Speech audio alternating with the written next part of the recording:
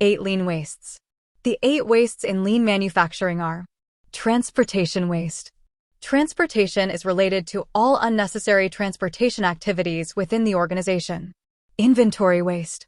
Inventory waste is related to all finished goods and in-process goods which are kept by us on because of the forecast and it is non-moving.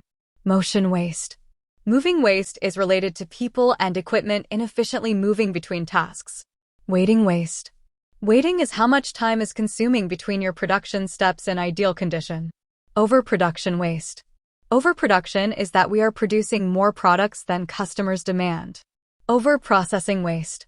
We are doing more operations to finish good products for that customer is not willing to pay. Defects waste.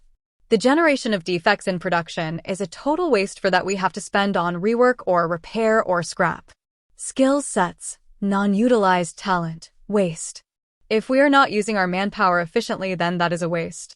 Benefits of eliminating 8 lean wastes. It increases productivity. It creates a safer working environment. Reduce downtime. Improve efficiency and effectiveness.